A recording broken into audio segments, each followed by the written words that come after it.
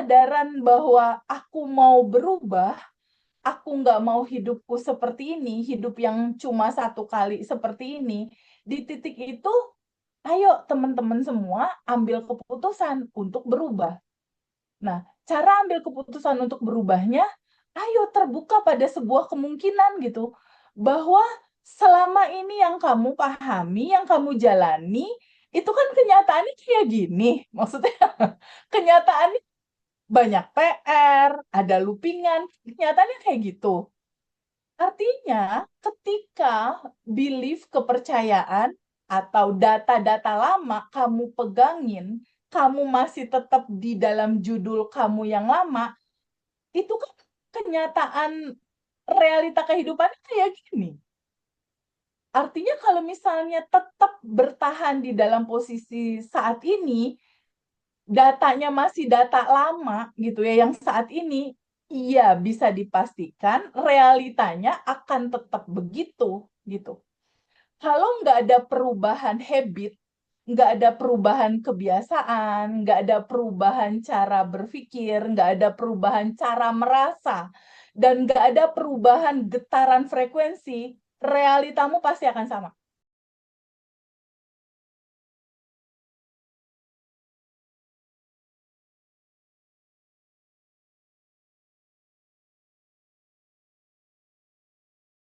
Warahmatullahi wabarakatuh. Waalaikumsalam warahmatullahi wabarakatuh. Kita bertatap layar lagi dengan Teh Feby ya, teman-teman. Jadi kali ini kita akan dengerin beberapa testimoni dari sahabat-sahabat kita, sahabat Bandan Revolution dari masing-masing batch. Nanti akan memberikan kesaksian. Tapi sebelum itu mungkin eh seperti biasa, kita akan tanya-tanya dulu kepada kakak kita, kepada teteh kita yang tak henti-hentinya untuk mentransformasikan pengalaman hidupnya di teman-teman. Dan gara-gara transformasi hidup yang inspiratif dan menggerakkan itu, banyak pula teman-teman yang hidupnya jadi berubah. Kita bersyukur ini tidak mungkin terjadi tanpa seizin Tuhan, tanpa seizin eh, Allah. Jadi sekali lagi kita bersyukur ya, tidak pernah berhenti bersyukur. Kita memang benar-benar nggak bisa apa-apa gitu ya. Kita bukan siapa-siapa. Sekali lagi terima kasih Tuhan sudah mengantarkan kita semuanya sampai di titik ini gitu. Teh, banyak sebenarnya yang ikut program ini. Itu kan memang justru mereka semuanya datang dalam keadaan yang terpuruk gitu ya. Tapi Hmm, pelan-pelan mereka bisa bangkit, bahkan tidak sedikit dari mereka yang bangkit dari keterpurukan itu bisa melesat. Seperti apa caranya gitu ya, agar krisis itu, kondisi yang krisis itu justru bisa berubah jadi sebuah pintu berkat gitu. Misalnya kalau kita tarik juga ya di kondisi ekonomi kita saat ini juga gitu. Ini kan ya, kondisinya lagi krisis juga gitu. Nah, bagaimana kita mensikapi hal-hal seperti itu gitu. Bagaimana juga TVB itu melihat peran rasa syukur dalam hmm, mengubah keterpurukan itu sehingga bisa disulap menjadi momentum untuk kebangkitan. Nah, kira-kira gitu Teh, sebagai prolognya ya. Teh. Iya Mas Hendra, terima kasih buat teman-teman semua. Ini adalah mengawali Zoom pertama kali lagi nih Mas. Kita Yes. ketemu sama alumni setelah sekian lama ya. Bercerita, berkomunikasi untuk berbicara tentang bagaimanakah alur proses manifestasi itu terjadi dalam versi yang belajar gitu. Selama ini kan mungkin dengar cerita tentang proses manifestasi dari sisi aku, dari sisi Mas Hendra.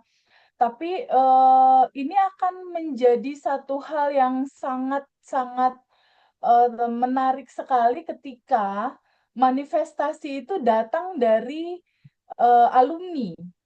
Ya. Kenapa? Karena hampir sebagian besar dari teman-teman yang belajar itu, yang alumni sudah manifestasi, titik mengawali perjalanan manifestasi itu pernah dilalui titik terendahnya yang mungkin teman-teman lain saat ini sedang rasakan, tapi mereka sudah melampaui atau melalui itu gitu. Jadi ini akan menjadi sebuah cakrawala baru gitu untuk kita merenung bersama bahwa sebagian besar teman-teman alumni itu bisa gitu bangkit dari sebuah rasa pertamanya awal berangkatnya sebelum belajar itu putus asa, bingung, cemas, terus kayaknya nggak ada solusi, kayaknya sulit untuk bangkit, kayaknya nggak mudah. Itu menjadi sesuatu yang akhirnya kok bisa dilalui ya gitu. Nah, sebetulnya gimana sih proses yang tampaknya itu sulit menjadi akhirnya bisa dilalui dan berhasil gitu. Kita bikin simpel aja sih Mas, alur berpikirnya gitu. Bahwa segala sesuatu yang kembali lagi menjadi natural, ketemu sejatinya kamu yang sudah bebas, bahagia, dan berkelimpahan, itu jalannya itu sebetulnya secara natural itu mudah. Secara natural itu mudah. Mudah dan sebetulnya itu siapapun mau memulai itu dari titik nol atau memulai itu dari titik minus atau memulai berangkat itu dari titik manapun, itu mudah. Semudah kita untuk duduk sadar bersyukur gitu. Jadi proses perjalanannya ini sebenarnya mudah. Kuncinya cuma mau apa enggak gitu, Mas. Kuncinya cuma mau atau enggak kita terbuka untuk bersyukur. Nah, kata clue-nya kayak gitu. Nah, ketika kita sudah ngambil keputusan, aku nggak mau nih dengan hidup yang kayak gini gitu. Aku nggak mau loopingan terus terjadi. Aku nggak mau penderitaan ini terus menghantui hidupku. Di titik kesadaran bahwa aku mau berubah, aku nggak mau hidupku seperti ini, hidup yang cuma satu kali seperti ini. Di titik itu, ayo teman-teman semua ambil keputusan untuk berubah. Nah, cara ambil keputusan untuk berubahnya, ayo terbuka pada sebuah kemungkinan gitu, bahwa selama ini yang kamu pahami, yang kamu jalani, itu kan kenyataannya kayak gini. Maksudnya kenyataannya banyak PR, ada loopingan, kenyataannya kayak gitu. Artinya, ketika belief kepercayaan atau data-data lama kamu pegangin, kamu masih tetap di dalam judul kamu yang lama, itu kan kenyataan realita kehidupan kayak gini. Artinya kalau misalnya tetap bertahan di dalam posisi saat ini, datanya masih data lama gitu ya, yang saat ini, iya bisa dipastikan realitanya akan tetap begitu gitu. Kalau nggak ada perubahan habit, nggak ada perubahan kebiasaan, nggak ada perubahan cara berpikir, nggak ada perubahan cara merasa, dan nggak ada perubahan getaran frekuensi, realitamu pasti akan sama. Hmm. Renungannya gitu aja. Karena di dalam sebuah ungkapan yang kita selalu dengar, dunia berbuat, akhirat berbuat. Gitu. Jadi Hmm. kalau seandainya kitanya sudah mau berubah, merubah identitas dari sebelumnya itu adalah identitas menderita dan identitas merasa kurang, kan yang selama ini terjadi sama sebagian besar dari kita atau sebagian besar awalan alumni itu pasti ceritanya gini, Teteh, aku tuh capek, aku tuh lelah, aku tuh menderita, aku dikejar-kejar, aku dihianati. Artinya kan ada penderitaan di situ yang terasa. Lalu berikutnya, Teteh, aku nggak bisa bayar utang, aku nggak punya uang cukup. Artinya kan punya rasa mental kekurangan. Nah, itu tuh identitas lama, itu tuh identitas palsu. Karena sebenarnya Allah ciptakan kita, Allah Tuhan atau apapun nama itu disebut, menciptakan kita default DNA-nya itu adalah DNA kebahagiaan dan kelimpahan. Ya, sekali lagi nih aku bilang, hak hidup. Hak hidup. Semua orang itu adalah bahagia dan berkelimpahan. Pegang itu deh. Kalau ternyata DNA-nya itu udah terpasang, Mas, sejak awal. Sejak awal, jauh sebelum dia lahir bahkan. Itu udah DNA kelimpahan sifat-sifat Allah tuh udah dipasang di tubuhnya gitu. Jadi DNA kelimpahan, DNA kebahagiaan itu dipasang jauh sebelum dia lahir. Pas dia lahir itu udah bersama-sama dengan kebahagiaan dan kelimpahan. Itulah sejati dia. Itulah dia, itulah naturalnya dia, itulah jalan pulang tempat kamu pulang. Nah, kesejatian kamu yang bahagia dan berkelimpahan ini, itulah tujuan hidup yang harus kamu tahu bahwa itulah kamu. Esensinya bahagia dan berkelimpahan. Nah, ketika realitas saat ini sudah berjalan jauh dalam ketakutan, ada rasa nih ketakutan, kebingungan, kecemasan, itu artinya kesejatiannya ada di situ, tapi dianya tuh secara rasa tuh jauh sekali. Artinya kelimpahannya itu tertutup gitu, Mas. Tertutup sama lapisan-lapisan emosi yang menutupi kelimpahannya. Sehingga bagaimana ini mengawali ini semua gitu. Yaitu kesadaran untuk mau berubah atau enggak, mau pakai identitas lama, kekurangan, penderitaan dan kekurangan, atau mau balik ke yang sejatinya kamu, yang asli, yang sudah bahagia dan berkelimpahan. Startnya di situ dulu. Kalau ternyata udah sadar bahwa enggak teh, aku mau yang lepas dari ini semua. Nah, nggak cukup cuma di mulut, kalau ternyata udah ada awareness atau kesadaran menyadari bahwa nggak kayak gini deh kayaknya harusnya hidup. Nah, ambil langkah.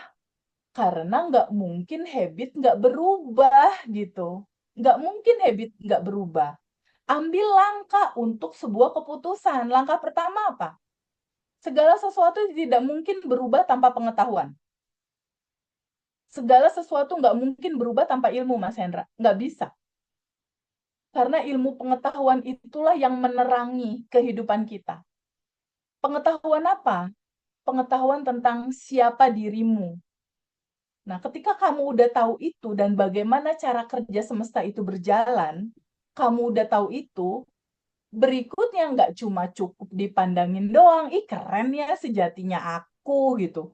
Oh kayak gini ya cara kerjanya, nggak cukup kayak gitu, nggak bisa. Harus ada habit yang berubah. Habit apa? Dari yang biasanya mengeluh jadi bersyukur gitu loh, Mas. Itu yang kalau di daily rutin kita baru melek mata nih, Mas. Bisa Iya, iya. ditanya sama, sama alumni. Itu ada 30 hari daily rutin. Baru Hmm. melek mata nggak boleh megang handphone dulu. Sadar nafas syukur dulu. Pada saat melek mata, sadari rasa terima kasih ya Allah, makasih aku masih dikasih nafas. Kita Hmm. sadari bahwa ya Allah masih dikasih nafas gitu. Di titik kita sadar, ya Allah makasih ya masih dikasih nafas. Makasih atas kesehatan. Makasih atas rezeki yang masuk. Di titik kamu sadar, pagi-pagi nih baru melek gitu, bahwa ada yang tanpa batas di dalam dan ada yang tanpa batas di luar, kesadaran itu di dalam nafas, itulah momentum di mana kita terkoneksi gitu, Mas. Jadi si kesadaran di dalam nafas ini membuat kita tuh kayak terkoneksi, kayak colokan listrik gitu. Hmm. Colokan listrik yang nyambung ke powernya gitu. Terkoneksi bahwa, oh ada 40 triliun sel di dalam tubuhku, satu selnya itu 99% ruang kosong. Yang kosong ini berisi energi tanpa batas. Kalau hampir lebih dari 90% di dalam sel itu berisi energi tanpa batas, berarti dominan aku yang tanpa batas itu dong. Nah, di titik kesadaran bahwa, oh ada yang tanpa batas di dalam diriku, ada samudra potensi tanpa batas di dalam diriku. Dan ada yang tanpa batas juga di luar tubuhku, yaitu di dalam semesta ini. Dan aku ada di dalam yang tanpa batas itu, gitu. Itu kalau misalnya udah disadari itu berarti di dalam ada yang tanpa batas, di luar ada yang tanpa batas, berarti kita ada di dalam kelimpahan dong. Ketika kita menyadari kita ada di dalam dia, di dalam kelimpahan itu, di dalam energi tanpa batas itu, ya terus nikmat mana lagi yang mau didustakan? Iya, iya, iya, iya, iya, oke, Karena oke, Teh. di titik klik kesadaran itu yang membuat jembatan jalan keluar kebuka, Mas. Mm, mm, mm. Jalan keluar kebuka, masalah terurai, tiba-tiba segala potensi kemudahan datang. Itu Mas sadar nafas syukur sebetulnya. Ya, jadi pada prinsipnya tidak mungkin seseorang itu bisa berubah tanpa diawali dari kesadaran dulu gitu ya. Dan ketika kemudian kondisi kita lagi berada di krisis gitu ya, bener-bener lagi minus gitu, maka hmm, kita akan sulit menggunakan berbagai macam cara sepanjang identitas kita belum terjadi perubahan, belum berganti gitu. Nah, pentingnya Ya, di materi kelas kita ada abandon identity ya. ya betul, betul. Ini mengarah ke sana gitu ya, teman-teman gitu. Tapi karena tadi Teteh menyinggung ya soal daily routine gitu, Teh. Ya, Daily routine ini kan sering dianggap sebagai sesuatu yang sederhana gitu. Tapi ternyata justru disitulah kunci kuncinya. keajaiban itu bisa muncul ya, Teh ya. Betul banget. eh tapi gini loh, kita kan pengennya dari daily routine itu bisa membuka sebuah jalan gitu, jalan kelimpahan lah ya. Bukan hanya sekedar sebuah rutinitas gitu. Nah, pertanyaannya mungkin untuk Teteh gini, Teh. Supaya kemudian teman-teman tidak berhenti di tengah jalan dan bisa menjadikan daily routine ini benar-benar sebagai gaya hidup gitu, menjadi lifestyle, tidak hanya sekedar 30 hari. Itu apa mungkin pesan dari Teh Feby untuk sahabat teman-teman semuanya? Ya, jadi daily rutin yang sampai ke tangan-tangan teman-teman yang saat ini udah dibagikan sama alumni, jujur aku itu jalanin banget, Mas. Apalagi yang sadar nafas syukur itu. Karena kayak udah jadi menjiwa gitu. Jadi pahami bahwa hidup ini adalah seni. Hidup ini adalah seni mensikapi semua realitas sajian hidangan yang semesta kasih buat kita. Jadi seni merespon gitu. Seni merespon itu ya seninya tuh ada di cerita daily routine itu. Seninya apa? Seninya adalah pada saat kita memulai hari, sadari bahwa luangkan waktu untuk terkoneksi di awal hari dengan yang tanpa batas. Karena ketika kamu terkoneksi lebur, menyatu, larut bersama yang tanpa batas, kamu akan jadi sumber semua kemudahan. Karena melebur bersama itu gitu, di sadar nafas syukur pagi-pagi. Jadi kefahaman yang lebih deeply lagi gitu, lebih dalam lagi bahwa itu bukan hanya sekedar menggugurkan kewajiban, tapi itu sebuah kerinduan untuk masuk, melebur bersama yang tanpa batas itu di dalam nafas. Jadi di setiap desahan nafas tuh yang, ya Allah terima kasih. Itu nikmat banget sih, Mas. Kalau Mm-mm. buat aku tuh kayak candu gitu. Daily rutin tuh buat aku tuh kayak, itu sesuatu yang apa ya, bonding mesranya aku sama yang menciptakanku gitu. Jadi nggak lagi ngelihat itu sebagai daily rutin, tapi kayak udah mendarah daging di dalam jiwa gitu. Itu yang pertama. Yang kedua, daily rutin berikutnya adalah menerima dan melarutkan lapisan emosi atau kita biasa bilang itu adalah rilis. Selama ini kita memahami rilis itu secara substansi, rilis itu kan melepas gitu kan ya, melepas ya. Padahal sebetulnya jauh sebelum judul itu dilepas, substansi inti dari rilis itu adalah sambut dan terima. Izinkan sambut dan terima semua apa yang hadir di dalam kehidupanmu. Kenapa? Karena jiwa ini harus mengalami semua spektrum rasa. Jiwa ini harus mengalami tuh Mas, kebahagiaan. Itu tuh harus teralami, ngalir, flowing lewat dia gitu. Begitupun kesedihan, kebahagiaan, kelancaran, kesulitan, karena itulah hukum keutuhan.